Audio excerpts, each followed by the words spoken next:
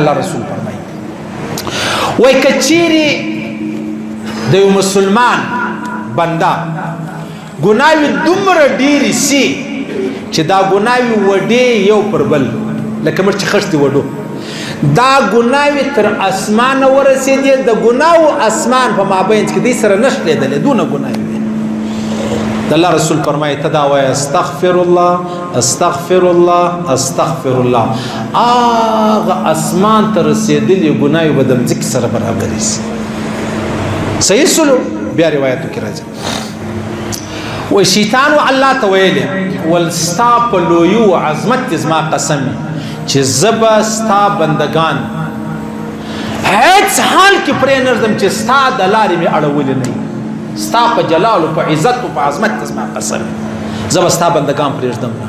ګناه بدکاری بیلاری قتلون شراب پلانې پرېږدم نه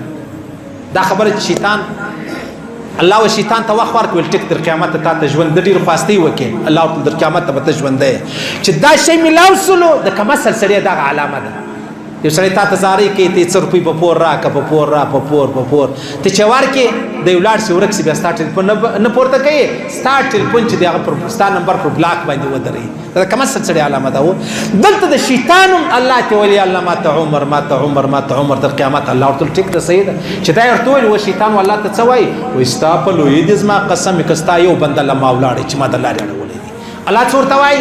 و زما د خپل جلال زما د خپل عزت سره قسم که زما د هغه بنده چې تا د لارې اړولې دی هغه وایي یو وار وایي استغفر الله زما د خپل لوی قسم چې زما هغه ته معافي کوم ما د خپل لوی قسم زما هغه ته معافي کوم شیطان څومره لوی دعوه وکړله او د الله و دعوی ته وګوره راسي شیطان خدا دې ګوره ژوندی الله رب العزت په دنیا کې خبر کو چې الله هغه وایي شیطان دغه وایي الله هغه په فرمایل شیطان دغه وویل شیطان می دشمن دی الله می دوست دی الله می د جهنم ګوري شیطان می جهنم لره بیایي الله می جنت لره بیایي شیطان می د جهنم راګرځي اوس په ما ته څه چمکو را ولار سي چې د الله کوم قسم سوی دی دا هغه قسم مطابق ما ته ژوند کو استغفر الله رب اغفر وارحم وانت خير الراحمين رب اغفر وارحم الله رسول عبد الله ابن عمر فرمایي په مجلس کې بناستو موږ به شماره لای دا ویل رب اغفر وارحم استغفر الله رب اغفر وارحم فرق نستا وای دا پیغمبر سم په یو مجلس کې سل وار ویل هیڅ ګرانه خبره مې نه درته کړې عزیزانو هیڅ ګرانه خبره مې نه درته کړې زبم د دې خبرې کوشش وکم او تاسو هم د دې خبرې کوشش وکړئ دغه استغفار چې کوم دی د ازما او ستا د ګناو د میټاوېدو سبب دی په دغه ویلو باندې به ما او تا له ګناو خلاصېږو په دغه ویلو باندې به ما او تا الله رب العزت د جهنم څخه خلاصوي بیا روایتو کې راځي الله فرمایي ولا تلقوا بأيديكم الى التهلكه تاسو خپل ځانونه ما هلاکوي تاسو خپل ځانونه هلاکت ته ما اچوي بربادي ته ما اچوي تباہي ته ما اچوي یو سړی رالی د حضرت براء رضی الله تعالی عنہ څخه پوښتنه وکړه ول د دې آیات څه معنا ده دا معنا ده چې وسل کسان کافران دي ته واځي وسورلې وروره معلومه ده چې هغه سل دي ته واځي نو هغه به تاوج دي تابه خوږی تابه خرابي دا معنا ده براء رضی الله تعالی عنہ نه دا معنا نه ده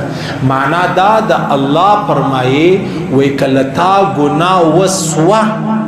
بیا د ګناه څخه معباد تر ولاړ شو الته کراک شي نه چې خدای ما نه بخشي دغه هلاکت خپل ځان په هلاکت کې ما اچوي یعنی ګناه لما او تا وسوله و د ګناه بعد بجوي یار چیرې می خدای بخشي کله به می بخشي ولی به می بخشي دوزخ لره بځو خامخا بځو